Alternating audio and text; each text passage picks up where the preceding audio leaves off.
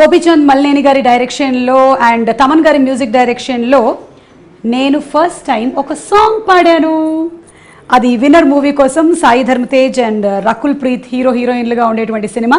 మీకు ఇది కొంచెం షాకింగ్ న్యూస్గా అనిపించవచ్చు. కొంతమంది ఆల్రెడీ ఆ పాట వినుండొచ్చు. వినని వాళ్ళ పాట ఎప్పుడు పాడావు అనుకోవచ్చు. ఏది ఏమైనా మీరు అనుకోని ఘోరం జరిగిపోయింది. నేను పాడా అండ్ ఆ పాట అనసూయ మీద పిక్చరైజ్ చేశారు. సో ఇది ఫస్ట్ టైం మాకు తెలిసి తెలుగు ఫిల్మ్ ఇండస్ట్రీలో or Telugu television industry, Hindi or వేరే ఏ లాంగ్వేజెస్లో అయినా సరే ఒక యాంకర్ పాట పాడడం, ఇంకొక యాంకర్ దానికి నటించడం అనేది మొట్టమొదటిసారిగా జరిగింది.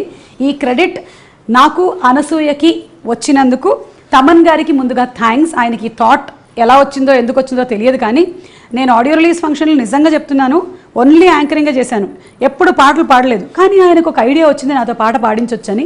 ఆ పాట పాడడం అండ్ విన్నర్ సినిమాలోని సాంగ్స్ అన్నీ ఒక్కొక్కటిగా రిలీజ్ చేయడం, ఇది అనిరుద్ధ్ గారి చేతుల మీదుగా, మ్యూజిక్ డైరెక్టర్ అనిరుద్ధ్ గారి చేతుల మీదుగా రిలీజ్ అవ్వడం జరిగింది. సాంగ్కి విపరీతమైన ఆదరణ వచ్చింది. నేను సింగింగ్ చేసినప్పుడే సాంగ్ ట్యూన్ చాలా బాగుంది అనుకున్నాను. అండ్ రామ్ జోగేష్ శాస్త్రి గారు పాట రాశారు. పాట కూడా చాలా బాగుంది. రామ్ జోగేష్ శాస్త్రి గారు క్లాస్ సాంగ్స్ ఎలాగైతే రాస్తారో మాస్ సాంగ్స్ అంతే అద్భుతంగా రాస్తారని ఇట్స్ ప్రూవెన్ ఆల్రెడీ. సో మరొక సాంగ్. అండ్ ఇప్పటివరకు ఏంటంటే నేను ఆడియో రిలీజ్ ఫంక్షన్స్లో ఈ పాట ఫలానా వాళ్ళు రాశారు, ఫలానా వాళ్ళు పాడారు అని చెప్పాను. ఫస్ట్ టైం ఈ పాట నేను పాడాను అని చెప్పుకుంటున్నాను. పాట సాకి సమీరా భరద్వాజ్ పాడారు. తర్వాత మేల్ వాయిస్ అనురాగ్ పాడారు అండ్ ఫీమేల్ సింగింగ్ సుమా కనకాల పాడారు. సో మీరు ఒకవేళ కనుక విన్నట్టయితే మళ్ళీ వినండి, వినకపోతే డెఫినెట్లీ ఒక్కసారి వినండి. ఇట్స్ సూయా సూయా మీకోసం. సూయా సూయా సూయా సూయా సూయా హఠ ఎట్ట పుట్టేసావే అనసూయా.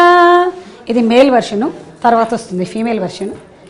హే అండ్రీ యంగ్ మ్యాను, నేను నీకే పెద్ద ఫ్యాను, నా గ్లామర్ నీకే గిఫ్ట్ ప్యాక్ చెయ్యా, హడ్డ రెచ్చగొట్టి చంపకబ్బాయా, సూయ సూయ సూయ సూయ సూయ హఠ ఎట్ట పుట్టేసావి అనసూయ.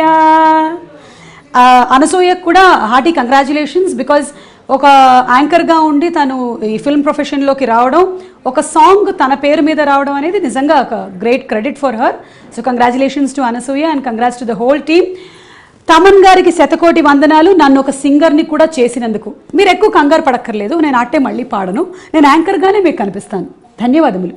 అనసూయ గారి మీద ఈ సాంగ్ షూట్ చేశారని నాకు సింగింగ్ స్టూడియోకి వెళ్ళిన తర్వాత విన్నర్కి పాట పాడుతున్నారు అని చెప్పారు తమన్ గారు, కానీ ఏ పాట ఎవరికి ఏమీ చెప్పలేదు.